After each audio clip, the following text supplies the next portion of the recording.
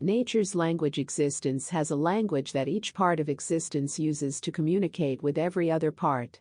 What is this language? What is the language of existence, of nature? There is only one candidate, the language that conveys eternal, necessary truths, hence is not constructed by any temporal, contingent beings such as humans. That language is mathematics. Existence not only has a language, existence is a language. There is no mysterious dualism of a non-language using a language, or a non-language interacting with a language. That would be to commit the error of Cartesian dualism. If mind and matter have nothing in common, they cannot interact. By the same reasoning, a language and non-language can have nothing in common. A non-language cannot communicate with a language. Monism demands that in order for existence to be intelligible, not only must it be associated with a language, in fact it can't be anything other than that language. Existence is mathematics. Existence is an ontological language, a language that cannot not exist. Existence is the eternal language. It is the language of energy, of light. And these are just different ways of labeling ontological mathematics. Mathematics is not something you write down on paper. Mathematics is the fiber and fabric of existence, ingrained in all things, and is the means by which all things communicate with each other. This is a universe that does nothing but reflect how mathematics is structured and organized. An ontological mathematical system has an optimal perfect symmetry, but this is a symmetry that is easily broken. As soon as the system's perfect symmetry shatters, it immediately sets about restoring the symmetry. A universal age corresponds to the time it takes for the broken symmetry to be returned to perfect symmetry. It takes many billions of years. In fact, a precise calculation can be made for exactly how long it takes. Imagine existence as a self-solving Rubik's Cube.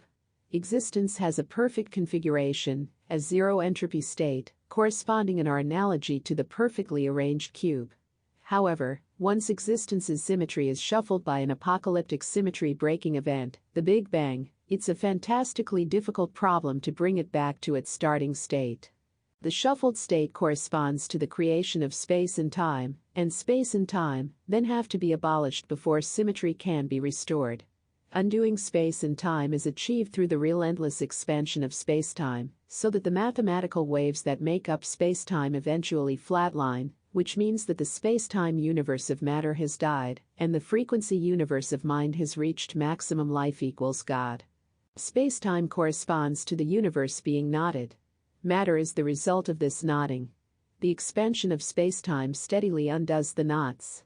It undoes matter, leaving, in the limit, only optimized mind equals God.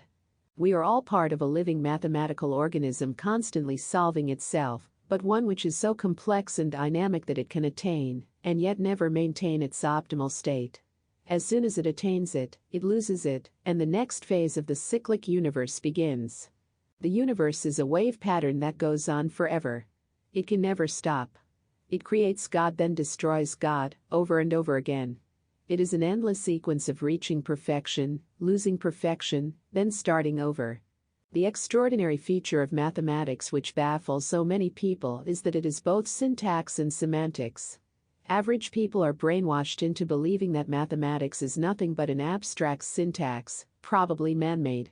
In fact, it is concrete syntax, the syntax of existence itself, and is always accompanied by a semantics, which is to say that we can experience mathematics and assign meaning to our experiences.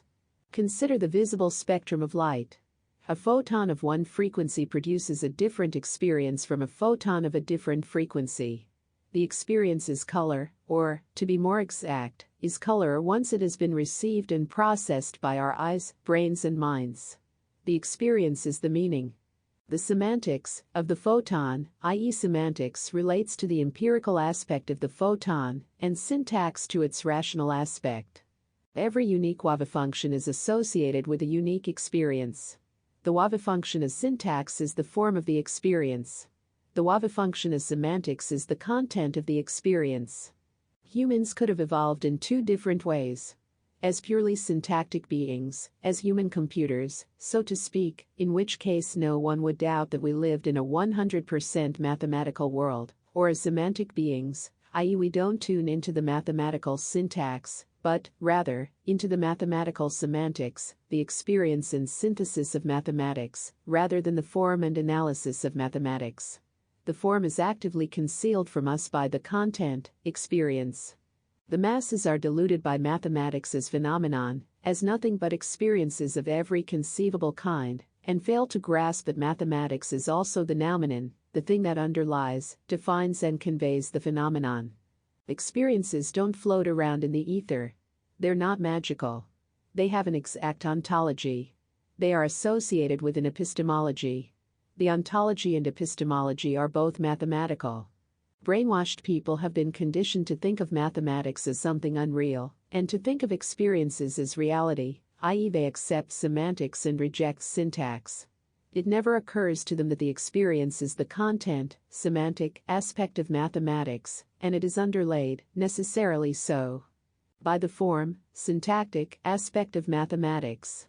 The mathematical wave is both the ontological information carrier and the ontological information carried, i.e., a wave is a dual-aspect system. It is impossible to encounter a wave as pure syntax, form, as pure information carrier, divorced from the information it carries. To encounter a wave is to automatically encounter it as both syntax and semantics, form and content. Form and matter, map and territory. However, our minds deal with the syntax, form and map in the depth of our unconscious, while only the content, matter, semantics and territory are experienced by us, and are capable of becoming objects of immediate consciousness. The human problem is that we exist in a dual-aspect monism, but our minds experience only one of these aspects.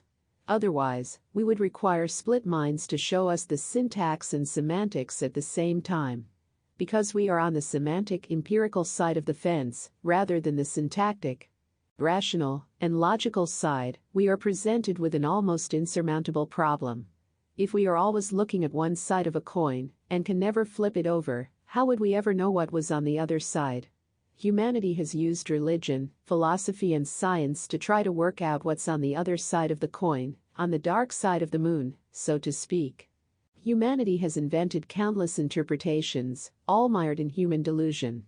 The one thing that the average person has never considered is that on the other side of the coin is syntactic mathematics. Yet only mathematics is a perfect, eternal, necessary, infallible, absolute language that conveys the eternal truths of reason. Why wouldn't it be there? No temporal being can construct an eternal system. Eternal language and eternal beings expressing that language are one and the same thing. People use the most bizarre logic. They say things like, "We invented the English language. Mathematics is a language. Therefore we invented mathematics." Humans can't invent the language of existence. They can only discover it. Start the universe is made of language and is speaking to you. You need to know its language before you can understand what it's saying to you. The universe is a vast thinking organism, and you are one of its nodes. Even though you don't know it, your thoughts are contributing to the solution to the universe. Curiously enough, the absurdist novel The Hitchhiker's Guide to the Galaxy, by Douglas Adams, contains a subplot concerning deep thought that is not so far off the truth. Wikipedia says, deep thought is a computer that was created by the pan-dimensional, hyper-intelligent species of beings, whose three-dimensional protrusions into our universe are ordinary white mice, to come up with the answer to the ultimate question of life, the universe, and everything. Deep thought is the size of a small city. When, after 7.5 million years of calculation, the answer finally turns out to be 42, deep thought admonishes Lunkel and Fauch, the receivers of the ultimate answer, that she checked it very thoroughly, and that quite definitely is the answer. I think the problem, to be quite honest with you, is that you've never actually known what the question was. Deep thought does not know the ultimate question to life, the universe and everything, but offers to design an even more powerful computer, Earth, to calculate it. After 10 million years of calculation, the Earth is destroyed by Vogons 5 minutes before the computation is complete. Adams imagines a planet computing the ultimate question. In fact, the entire universe is a living computer, and it is computing the answer to the only question worth answering. How to become perfect. The pursuit of perfection is the meaning of existence. Why do people believe in God? Because they crave perfection and know that ultimate meaning resides in perfection. Believers in God make two fundamental errors. 1. They have projected their internal craving for perfection and meaning on an imaginary external being, which they then worship, rather than realizing that they themselves are the agents that are turning into God. And 2. Perfection is not eternal, it's the culmination of an evolutionary process, and we are the nodes of that process, the nodes computing how to become perfect. The meaning of our existence is to become perfect. There is no other meaning. The destination is everything. The journey is incidental, except insofar as it leads to the destination. The will. What is your will? It's how you enact your thoughts in the physical world. Imagine raising your arm. Merely thinking about it doesn't make it happen. You have to will it to happen, and then it happens. How can your will, which is mental, make something happen in the physical world?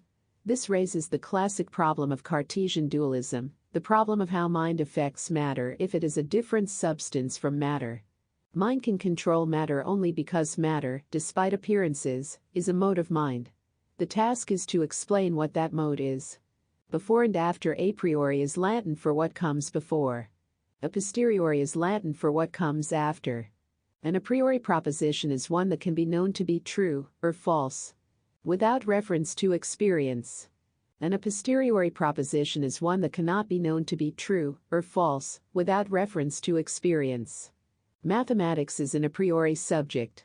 Science could choose to build itself on an a priori mathematical framework, but it refuses to do so. Instead, it opts to be an entirely a posteriori undertaking. There is no legitimate reason for this. Science has chosen this path in order to reflect its dogmatic ideology of empiricism and materialism. A priori considerations play no part in this paradigm. If science switched to rationalism and idealism, rather than empiricism and materialism, then it could adopt an a priori substructure and build reason and logic into all of its theories. Everything could be ultimately grounded in the principle of sufficient reason. This is the type of science Leibniz advocated. It was rejected by Newton, who notoriously said, "I feign no hypotheses," by which he meant he would accept no a priori considerations. That came before the Big Bang. The a priori world of analytic mathematics preceded the a posteriori world of synthetic science. Science refuses to agree with this because such a conclusion would overthrow the whole basis on which science is currently conducted and make mathematics real rather than unreal. Science, since it is based on a posteriori considerations, i.e. always with what comes after, can never, logically, state what came before. This is excluded from science by virtue of how science is defined. It is technically impossible for science as presently practiced to provide a final theory of everything. Such a theory can be constructed from a priori propositions, but not from a posteriori propositions. You can work forward from foundations to everything else. You cannot work backwards from a house to its foundations if you deny that the house has foundations and claim that the house built itself out of nothing and has no requirement of foundations. A priori knowledge is of a fundamentally different kind from a posteriori knowledge. The former is mathematical, necessary and eternal. The latter is scientific, contingent and temporal. They constitute two radically different routes to knowledge and two radically different types of knowledge. A priori knowledge is always certain. A posteriori knowledge never is. Empiricists contend that all of our ideas or concepts are derived from experience. Rationalists contend that all of the most important ideas and concepts are not derived from experience at all, but exist a priori, hence can be discovered via reason and logic, which are also a priori when used properly, i.e. not as they are used in science and other man-made systems. According to Kant, you cannot have any experiences unless an a priori framework exists in which to have those experiences and make sense of them. It did not occur to Kant that the same must be true of the whole universe, i.e. you cannot have minds equipped with an a priori structure for having experiences, unless you first have a universe equipped with an a priori structure, in which the minds themselves can exist. The universe must have an a priori structure. This structure is provided by mathematics. Mathematics provides the a priori structure for minds, and from the interactions of a priori minds, the universe is produced, hence inherits the mathematical a priori structure of the minds that produced it. A priorism, rationalism, opposes a posteriorism, empiricism, and states that genuine knowledge, the most decisive knowledge, can be derived independently of experience. Eternal a priori mathematics provides the eternal framework in which temporal a posteriori science can unfold. There could be no such thing as science without the preceding rational, intelligible framework.